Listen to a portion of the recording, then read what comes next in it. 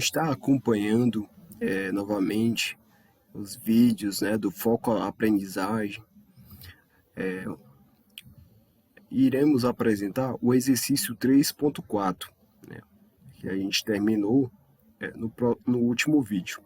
Então, Joaquim deixou o seu carro em um estacionamento no centro de Fortaleza, no qual cobra R$ 12 por cada hora. Sabendo que Joaquim retornou para pegar o carro em 1h15 depois, quanto ele pagou pelo estacionamento. Então vamos lá. Iremos analisar a questão com bastante calma, certo? Então vamos à solução. Primeiro, vamos representar por meio de frações o tempo que o veículo ficou no estacionamento e os respectivos valores a serem pagos. Então, você tem a fração aqui. Você percebe o quê? Ele passou 1 hora, então ele vai pagar R$ 12, mais 15 minutos, né? 12, né, no caso. 12 dividido por 4, né? Você tem 15 minutos, né? Aí é 1/4 de hora. E aí você, R$ 12 é o valor referente, você paga em 1 hora, 12 dividido por 4, você tem R$ 3, você vai pagar R$ 3. E aí logo podemos concluir que Joaquim irá pagar 12 mais 3, né? 12 mais 3, R$ 15 de estacionamento, né? Beleza, até aqui estudamos frações apenas como partes de um inteiro. Mas como podemos representar se a quantidade de partes é superior ao inteiro, né? Então, é fácil. Veja como podemos representar a fração 7/6. Olha, se a gente pode representar, quando você vê um numerador maior do que o denominador, a gente pode representar fazendo duas representações em círculo. E aí, o que vai acontecer? Você divide em 6 partes, né, como é o denominador está dizendo. Então, você vai pintar 7 regiões. Aqui eu pintei 6, vai completar o inteiro, e uma parte desse outro círculo, certo? Então, é bem interessante você entender isso, porque se você for analisar, até que pegar aqui uma caneta, se eu pegar 6/6, né, que é a representação dessa fração, né, e 1/6, e se você somar, logicamente, teremos o 7/6, né? Bem intuitivo isso, né? Vou apagar aqui. Aí iremos continuar. Então, você tem 6/6, 1/6. Somados, vai dar 7/6. Né? Não vá se confundir e pensar que a representação geométrica acima é 7/12. Né? Porque tem gente que soma 6 com 6, né, e dá um 12. Não é isso. Tem que repetir o denominador e somar os numeradores, certo? Lembre-se do que já foi dito nesta aula. Seguindo o mesmo raciocínio, na próxima figura temos a representação geométrica para a fração 12/6. Então aqui você tem o quê? O denominador 6, e aí você tem 2 inteiros, né, dividido em 6 partes, e aí todas as regiões são pintadas em vermelho. Aí você tem 6/6 mais 6/6, dá 12/6. E aí 12/6 é 2, né? De modo similar, podemos ter também, né, esse outro exemplo, né? Aqui você tem 5 partes, né? 5 dividido por 5, mais 5 dividido por 5, mais 5 dividido por 5, você tem 15/5. E aí dá 3. De outra forma similar também, você tem 3 dividido por 3, 3 dividido por 3, 3 dividido por 3, 3 dividido por 3 e 3 dividido por 3. Somado tudo, você tem 15 dividido por 3, que também dá 5, certo? Então, bastante interessante. Espero que vocês tenham gostado dessa questão de representação. E agora vamos para a classificação, que é também importante, né? Então, chamamos sua atenção para o fato de que alguns livros ainda insistem em utilizar uma classificação essencialmente inútil, para frações, na qual a fração é própria, quando o numerador é menor do que o denominador, imprópria, quando o numerador é maior do que o denominador, e quando for possível dividir com o resto igual a zero, o numerador pelo denominador também disse que, por suas vezes, que a fração é aparente. E esse é o mais um nome que deveria ter caído em desuso. As frações, aqui tenho 3 exemplos, né?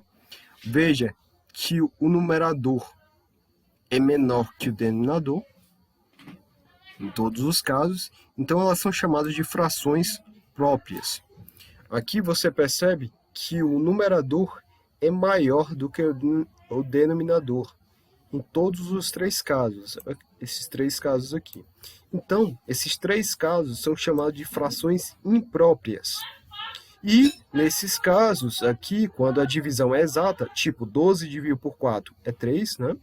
Vou só colocar aqui do lado. 22 dividido por 11 é 2. E tem 35 dividido por 5, que dá 7. Então, isso aqui é o que a gente chama de frações aparentes, né? Então, esses 3 casos vai dar uma divisão exata, então, de resto zero. Então, são chamadas de frações aparentes. Vamos continuar praticando o que aprendemos. A mãe de Tobias comprou 3 bolos de chocolate idênticos para comemorar o início das férias. Ele e outros 8 amigos dividiram cada bolo em 4 partes iguais, e cada uma das 9 crianças comeu uma dessas partes. Que fração de um bolo os 9 amigos comeram juntos? Então, vamos resolver. Vamos à solução. Primeiro, vamos representar por meio de frações a situação acima apresentada. Então, aqui você tem 3 bolos, né? Os 3 bolos aqui, né? Que a mãe do Tobias fez. Esses 8 amigos dividiam cada bolo em 4 partes iguais. Então, a gente divide em 4 partes iguais. E cada uma das 9 crianças comeu uma dessas partes. Então aqui você tem as 9 pedaços que foram comidos, que está em vermelho, né? E fração do bolo, os 9 amigos comeram juntos. Então você 4 dividiu por 4, mais 4 dividiu por 4, mais 1 dividiu por 4. Então somando isso vai dar 9 sobre 4. Também podemos dizer que comeram 2 bolos inteiros e 1/4 do terceiro, que também pode ser escrito na forma de um número misto. 2, que é um número inteiro, e 1/4 do outro. Uma fração imprópria pode ter um numerador maior do que o denominador. Representa a quantidade maior do que o inteiro. Assim, sempre podemos representar uma fração imprópria como uma parte inteira mais uma fração própria. Como dizemos, por exemplo, anterior, essa representação é denominada número misto. 1/4, nome que ainda aparece em vários livros, mas que deveria ter caído em desuso. Desse modo, um número misto é formado por uma parte inteira e uma parte fracionária. Na prática, para transformar uma fração imprópria em misto, dividimos o numerador pelo denominador e observamos o quociente e o resto dessa divisão. O quociente é a parte inteira do número misto e o resto é o denominador da parte fracionária do número misto. Por fim, o denominador da parte fracionária do número misto é o mesmo da fração imprópria. Por exemplo, aqui você tem aqui essa fração, se você for 35 sobre 8, e aí o que a gente faz, né? A gente pode 32 dividido por 8,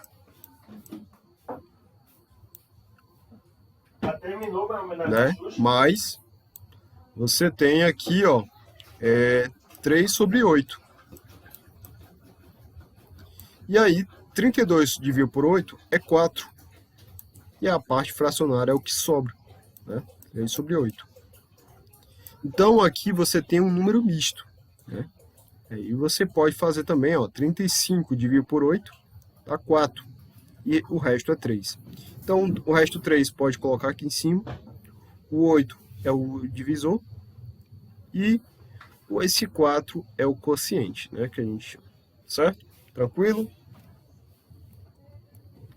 Para obter o numerador da fração imprópria, que corresponde a um número misto dado, basta multiplicar a parte inteira do número misto pelo denominador e adicionar o numerador da sua parte fracionária. Por exemplo, aqui, se você analisar, eu vou multiplicar 11 vezes 5 mais, né, mais 3. Então aqui, e coloco sobre esse denominador aqui. Então, 5 vezes 11, 55. 55 com 3 dá 58. 58 sobre 11. Mais uma vez, chamamos sua atenção para o fato de que, apesar da inutilidade dos nomes fração imprópria e número misto, é importante lembrar como fazer a mudança da representação de uma fração imprópria, né? De uma fração imprópria, isto é, uma fração com numerador maior do que o denominador, para um número misto, isto é, um número somado a uma fração com numerador menor do que o denominador, e vice-versa. O exercício a seguir treina essa mudança de representação. Escreva a fração imprópria e o número misto que representam a parte pintada de vermelho em cada um dos seguintes itens. Então, aqui você tem o item A, e aí eu quero a representação em número misto. Como é que eu faço isso? Aqui é 5 sobre 5, mais 3 sobre 5, e aí você temos 8 sobre 5. E aí você pode também representar em número misto, que exatamente aqui você pega o 5 sobre 5, que é 1, e a parte fracionária, que é 3 sobre 5. E outro caso, o item B, 3 sobre 3, 3 sobre 3 e 2 sobre 5. 2 sobre 3 no caso. E aí o que você vai somar? Somando, você vai ter 3 mais 3, 6, mais 2, 8. 8 sobre 3. E lógico, né? Você tem essa primeira parte, essa primeira região, você tem 1, 1 e 1 mais 1 é 2, né? Vai dar um 2 inteiro, né? Se você for analisar, ó, vai aparecer um 2. E essa parte fracionária que sobra, você coloca aqui. E também temos o item C, né, que aqui tem como A 6 sobre 6, 6 sobre 6, 6 sobre 6 e 1 sobre 6. Somando tudo isso, vai dar 19 sobre 6. E lógico, aqui eu tenho um inteiro, mais um inteiro dá 3 inteiros. E sobra um sexto, né, que é exatamente o número misto 3, 1 sobre 6. Aqui você temos um meio, né, e também aqui temos... Se eu pegar aqui o amarelo, vocês vão entender melhor. Ó, vou pegar aqui, vou pintar essa região aqui de amarelo, certo? Só para vocês verem a importância. E aqui, deixa eu só pegar aqui no pincel, né? Deixa eu ver aqui o branco. Vou pegar aqui. Pronto. Se eu analisar aqui o branco, eu fazer aqui isso aqui, eu pintar aqui de branco. O que acontece aqui, pessoal? Acontece o seguinte, você tem esse fator aqui que ele representa um meio. E um meio, pessoal, é 2/4. Existem várias formas de representar uma mesma fração. Por exemplo, a fração 1 sobre 2 e 2 sobre 4, que estão representadas geometricamente na figura abaixo, no caso, a figura acima, classificam a mesma porção de um todo. Neste caso, quer dizer que 1 sobre 2 e 2 sobre 4 são frações equivalentes. Então, trabalharemos isso no próximo vídeo. Espero que tenham gostado até aqui. E curta, compartilhe e comente suas dúvidas no vídeo, tá bom? Agradeço demais a presença de cada um de vocês e até a próxima.